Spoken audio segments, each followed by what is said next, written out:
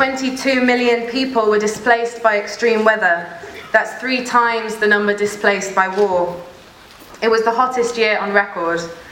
Climate scientists are warning that without radical change, we're looking at global catastrophe, and the corporations just aren't listening. It isn't too late to get off that road. Obviously, our leaders aren't going to be the one to grab the wheel and swerve because they are utterly embedded in that logic, products of it. So it's going to have to be social movements that lead from below, that play that powerful leadership role. The system isn't going to change things for us because for the system, things are working. Exxon made $44 billion, or whatever it was last year. They don't need a revolution. For Exxon, things are kicking over cool. All is cosy on the Exxon front. So they ain't going to change nothing. There is a battle. There's them out there who want to carry on 60 years investment in fossil fuels. They want to get their investments back. And there's us who say 60 years is the enemy. We've got to stop this. Obviously, it's insane to have 1% of the population having the same wealth as the other 99%. Obviously, it's insane to be destroying life as we know it for our children. But our job is to make that compassionate, decent, inspiring argument as clearly as possible.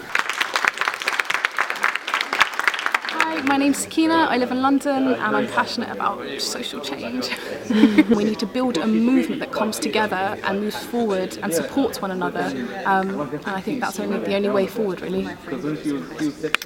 Are you optimistic about the future? I'm really optimistic because you can see this room was filled today. People care, people want a platform to be able to discuss this, people want a forum in which these kind of issues are discussed. People are sick of austerity and people are sick of politicians lying in their double standards, so I think I am very optimistic because change is on its way. There's such goodness in us as beings, and it's an exciting point of history to be around, as well as being terrifying and difficult. There's a time for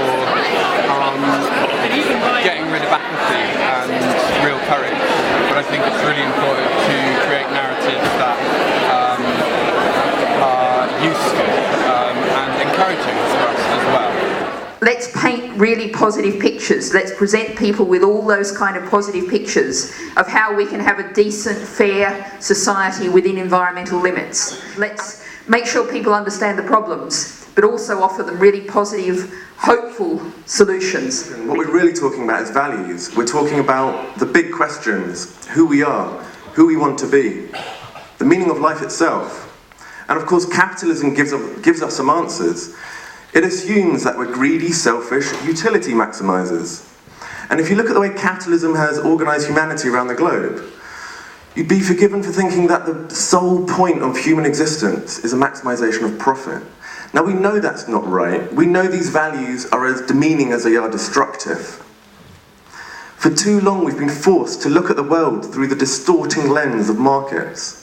A lens which blinds us to the unique and sacred beauty of people and planet.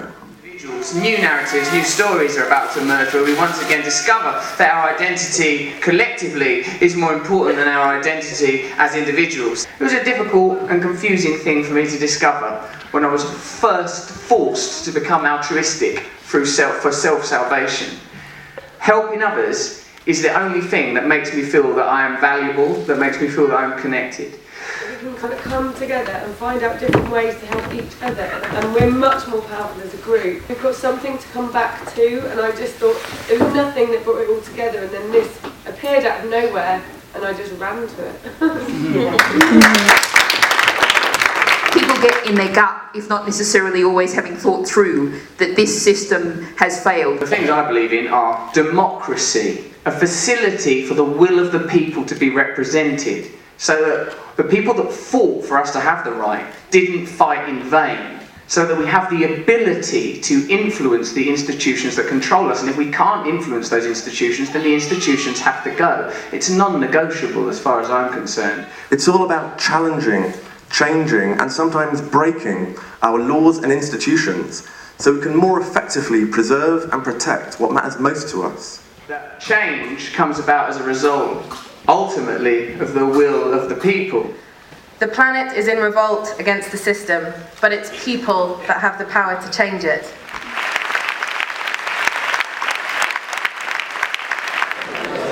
This changes everything.